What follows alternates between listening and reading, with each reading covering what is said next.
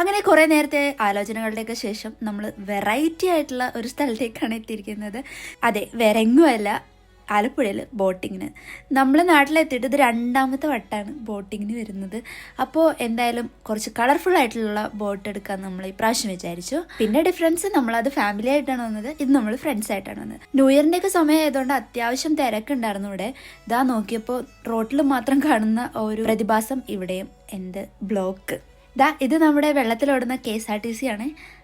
KSRTC എന്ന് പറയുമ്പോൾ റോഡിൽ എന്തേലോട്ടെ അത് തന്നെ സംഭവം. ഭയങ്കര ജിൽജിൽ മോഡൊന്നും അല്ല കേട്ടോ. എല്ലാവരും ഫുഡൊക്കെ കഴിച്ചിട്ടുള്ള ഭയങ്കരമായ ക്ഷീണത്തിലാണ്. അപ്പോൾ ബോട്ടിൽ കയറിയത് കുറച്ച് റിലാക്സേഷന് വേണ്ടിയിട്ടാണ്. അങ്ങനെ നമ്മൾ കയറി മെല്ലനെ ബോട്ടൊക്കെ എടുത്തു. എന്തൊരു പ്രകൃതി രമണീയമായ സ്ഥലമാണല്ലേ ആലപ്പുഴ.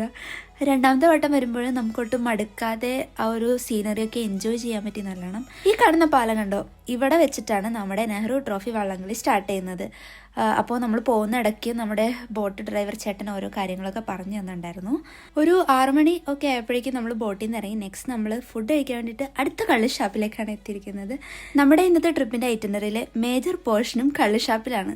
ബട്ട് ലാസ്റ്റൊക്കെ ആയപ്പോഴേക്കും എല്ലാവർക്കും ഫുഡ് കഴിക്കാനുള്ള ഒരു മൂഡൊന്നുമില്ല. എന്നാലും നമ്മൾ അത്യാവശ്യം ചെറിയ ചെറിയ പോർഷൻസ് ആയിട്ട് കറികളൊക്കെ മേടിച്ചു. ഫുഡ് കഴിച്ചിറങ്ങിയപ്പോൾ ഇങ്ങനെ മേളിൽ നിന്നൊക്കെ വെള്ളം സ്പ്രേ ചെയ്യുന്നു.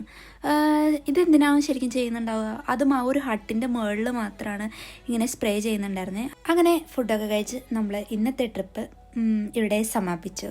അപ്പോൾ അത്രയേ ഉള്ളൂ. ബൈ.